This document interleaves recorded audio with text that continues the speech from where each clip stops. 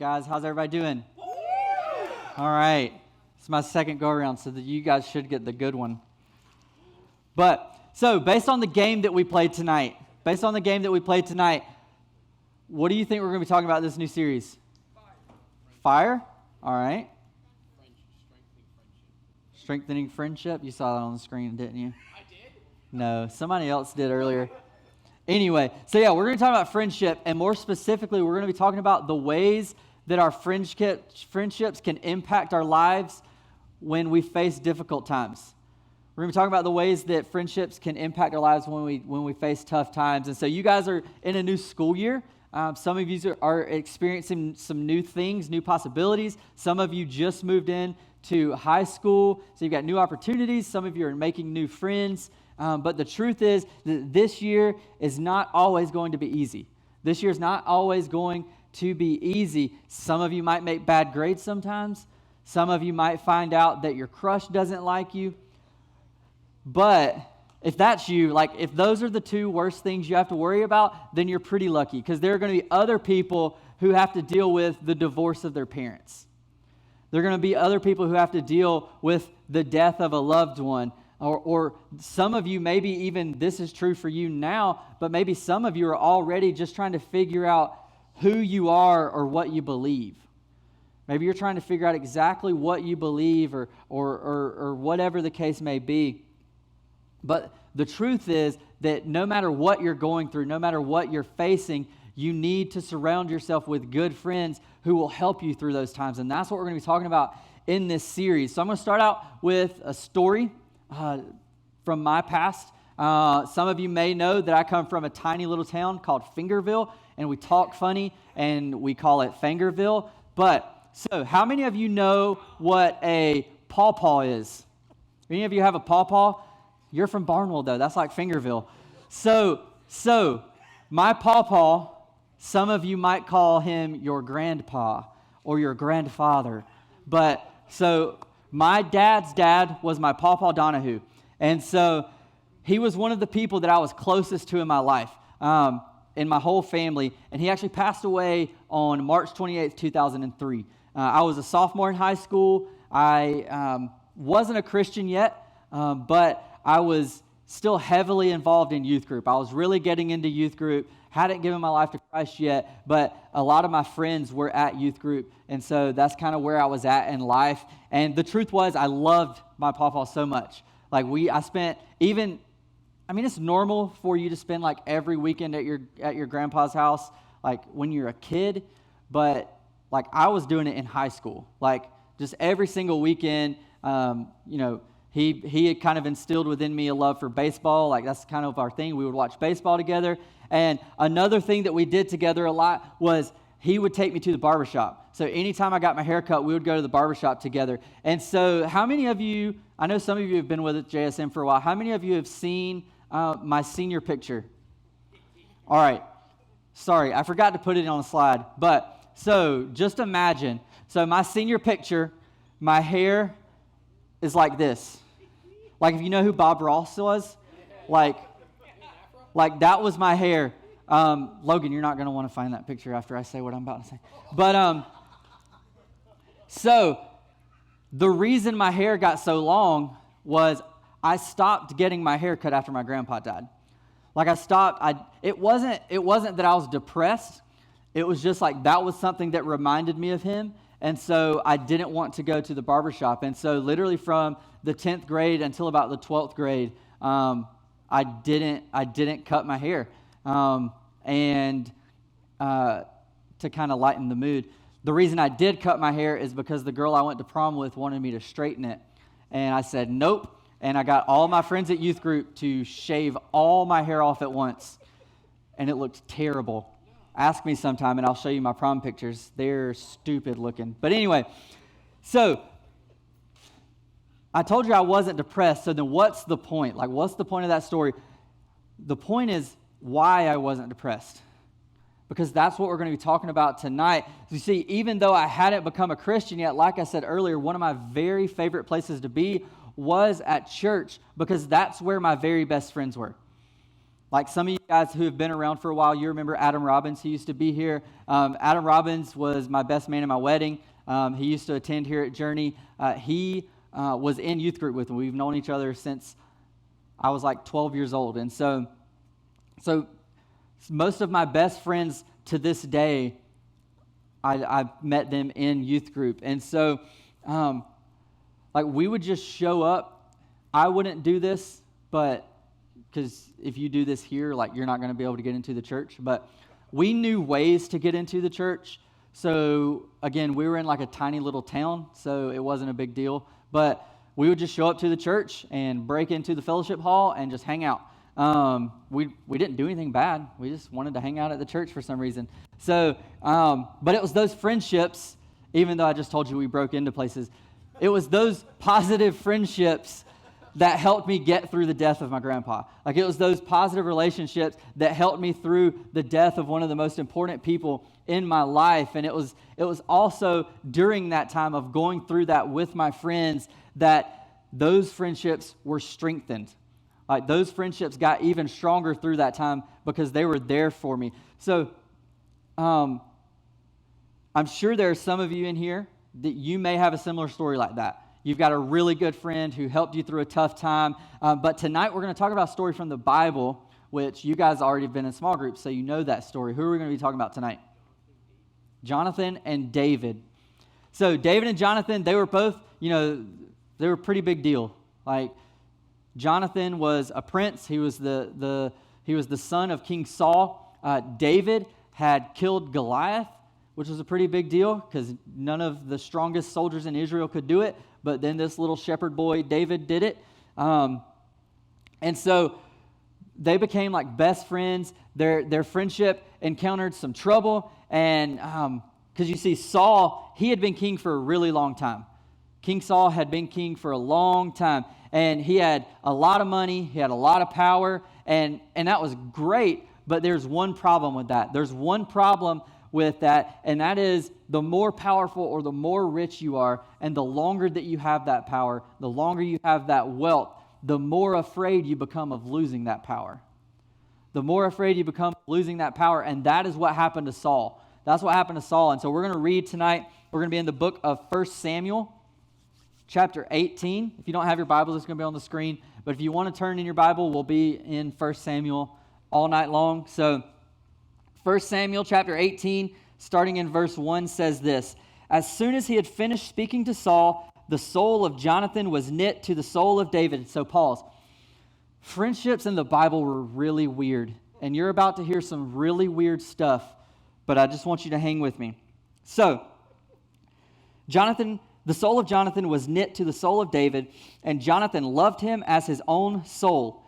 And Saul took him that day and would not let him return to his father's house. This is where it gets weird.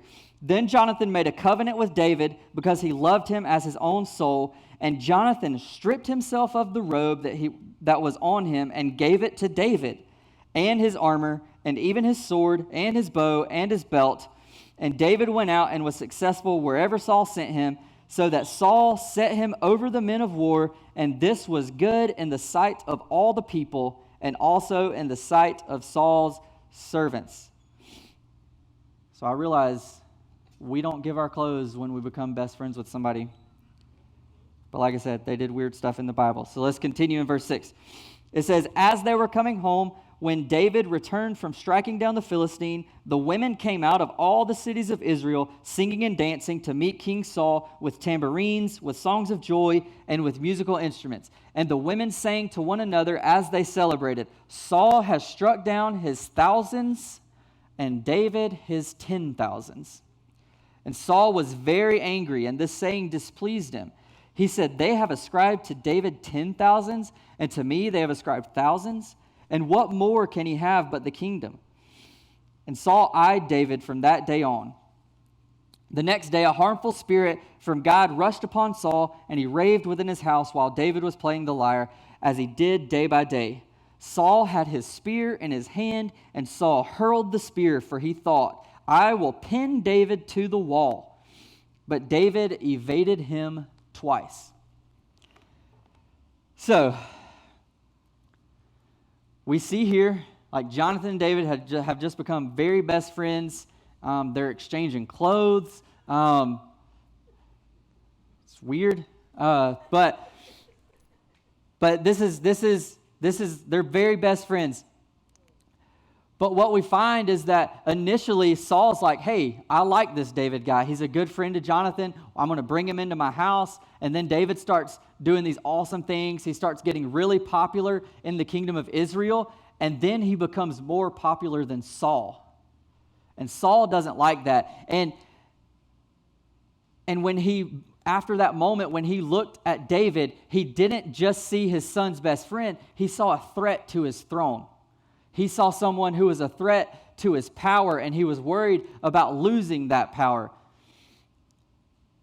And so I want you guys to picture your very best friend. Maybe they're in this room. Picture if their dad hated you so much that he tried to kill you. Or the other way around, because I'm sure we've all had that friend who our parents didn't want us to hang out with.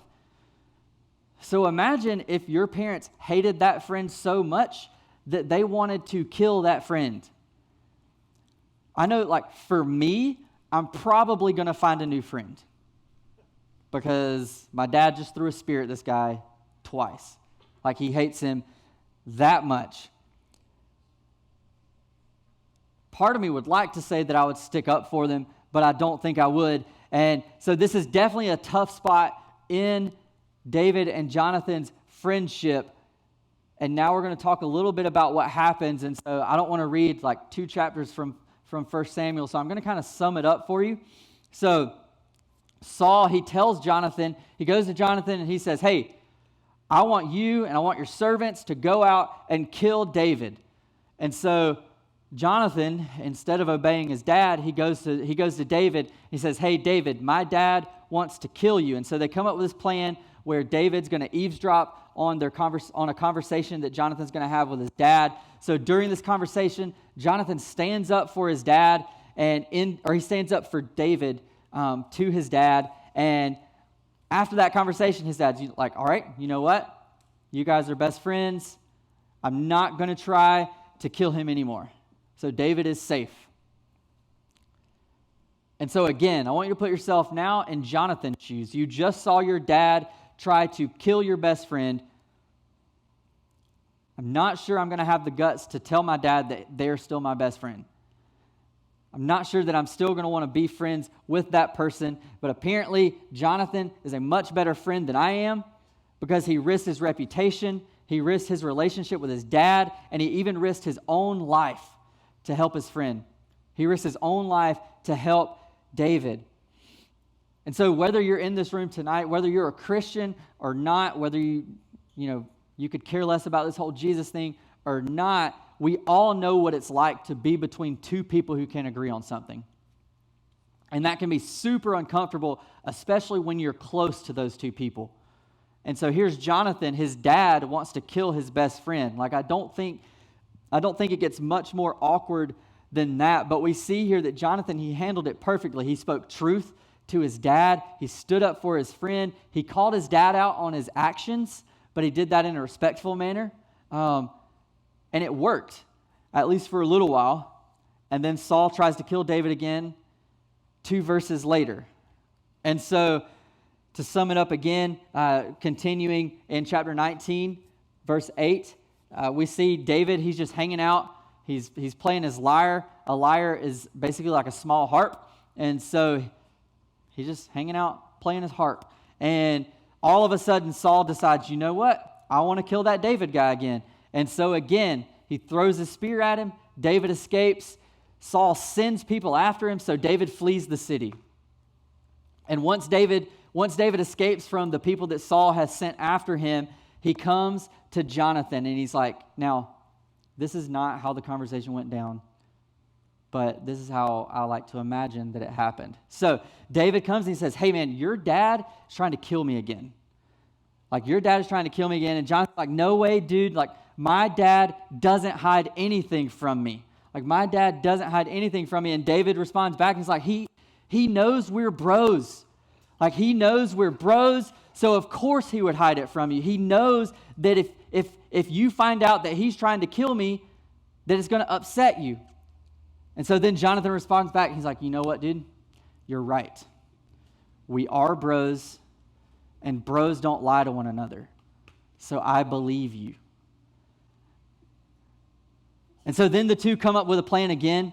They come up with a plan to where David, so keep in mind at this time, David is living in the house with Jonathan and Saul. So they come up with this plan where David is going to miss dinner. And basically, how Saul responds is going to determine whether or not he's trying to kill David. So if Saul doesn't care, that David's missed dinner, then he's not trying to kill David. But if David misses dinner and Saul gets angry, they've decided that means that Saul wants to kill him. So night one comes around, David misses dinner, Saul doesn't say anything, he just assumes that something came up, David couldn't make it to dinner, maybe he's unclean, which just means he couldn't be around people for a certain amount of time, so maybe that's why he has missed dinner. So he doesn't say anything. But then night two comes around, and he notices that David is missing again, and so Saul asks Jonathan, he's like, where is David? Why has he missed dinner these past 2 nights? And Jonathan tells him that comes up with this story, David had something come up in his hometown of Bethlehem, he wasn't able, he asked for leave so that he could go and take care of some things. And this is how Saul responds after Jonathan tells him that. In chapter 20, verse 30, he says this, or this is what happens. Then Saul's anger was kindled against Jonathan, and he said to him, you son of a perverse, rebellious woman, do I not know that you have chosen the son of Jesse to your own shame and to the shame of your mother's nakedness? Insults were real good in the Bible. For as long as the son of Jesse lives on the earth, now this part's important. For as long as the son of Jesse lives on the earth, neither you nor your kingdom shall be established. Therefore send and bring him to me, for he shall surely die. Then Jonathan answered Saul his father, why should he be put to death? What has he done? But Saul hurled his spear at him to strike him. So Jonathan knew that his father was determined to put David to death, and Jonathan rose from the table in fierce anger. His dad had just thrown a spear at him, so I'm not sure why he's still sitting at the table. But anyway, and ate no food the second day of the month, for he was grieved for David, because his father had disgraced him. So,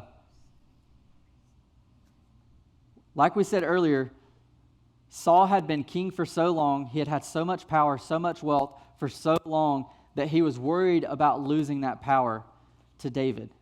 But we find here that he's not only worried about him losing his power, he's worried about the fact that as long as David is alive, he's trying to twist this on Jonathan. And he tells Jonathan, as long as David is alive, you are never going to be the king of Israel.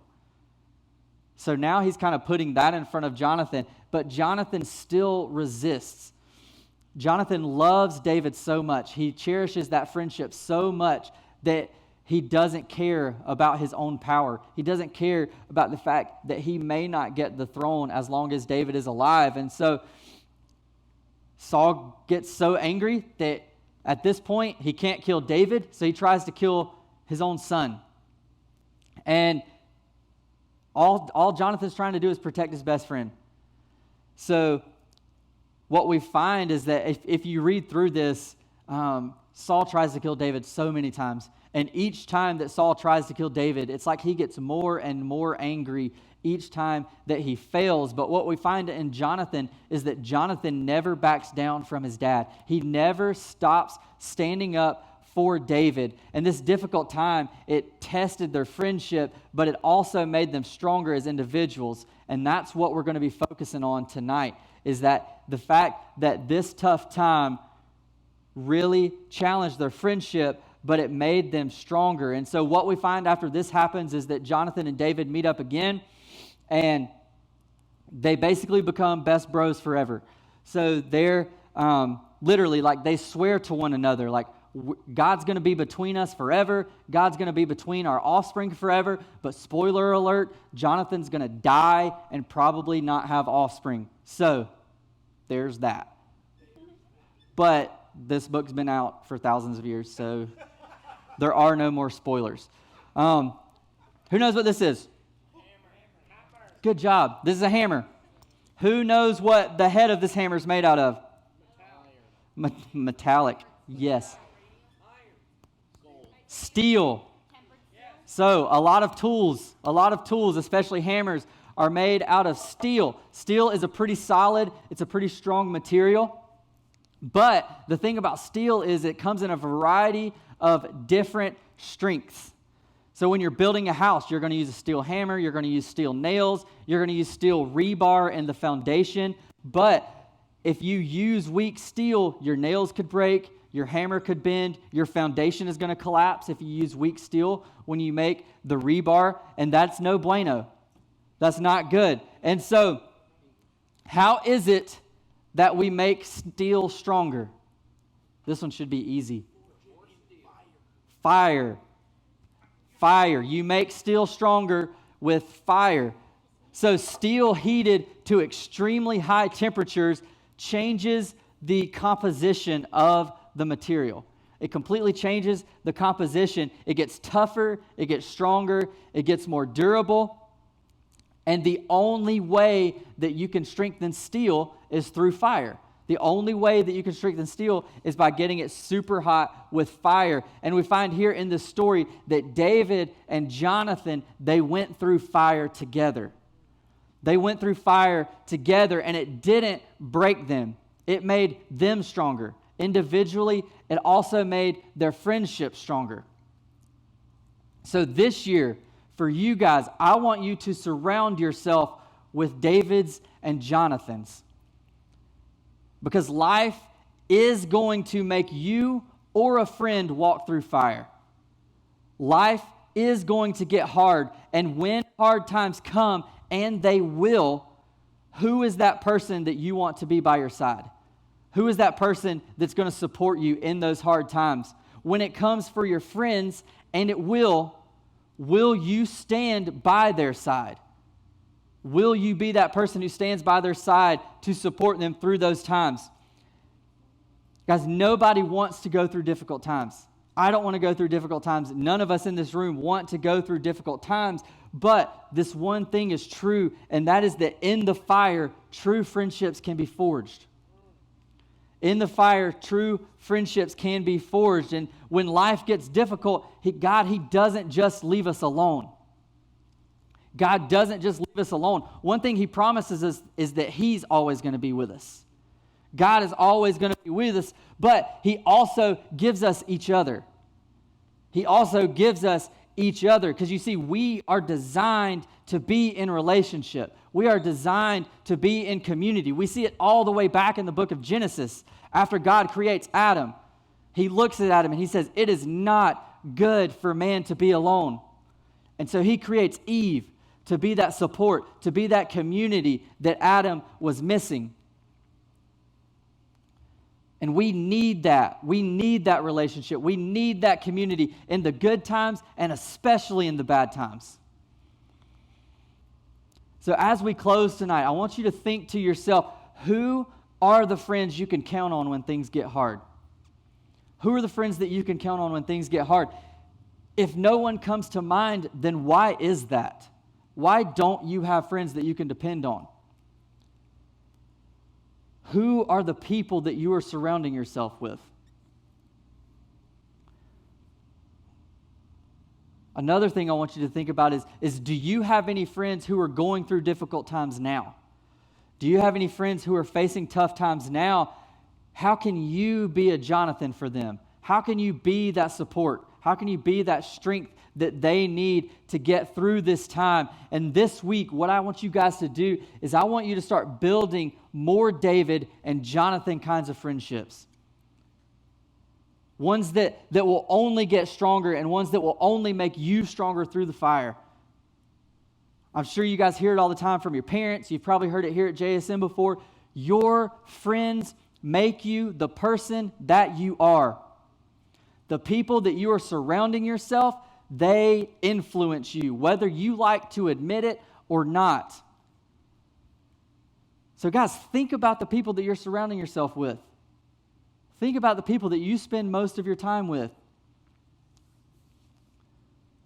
And as you go through this year, as you start this new school year, think about those people that you want to surround yourself with, whether you're in public school, private school, homeschool, co-op, whatever. Think about the people that you are surrounding yourself with. Think about the people that you want influencing you and you want to be that support for you in tough times. Let's pray. God, we thank you for, God, just all that you do for us. God, I thank you for each and every student in this room, God, who could probably think of better things that they could be doing right now, God, but they're here. God, they're here for a purpose. They're here for a reason, God. God, I pray that you would work in the lives of each and every person in this room, from the youngest to the oldest adult. God, I pray that you would work in our lives. God, that you would help us to evaluate the friends that we've surrounded ourselves with, God. And God, that you would help us to focus on those that make us stronger. God, those that are there for us in the tough times and don't disappear when things get hard. God, I pray as we go from this place, God, that you would just work in each one of our hearts, God, that you would, if there are friends in our lives that we need to, God, that we just need to drop, God, I pray that you would help us to make that decision, that you'd help us to see that. God, we thank you and love you for everything that you do. So in your name I pray. Amen.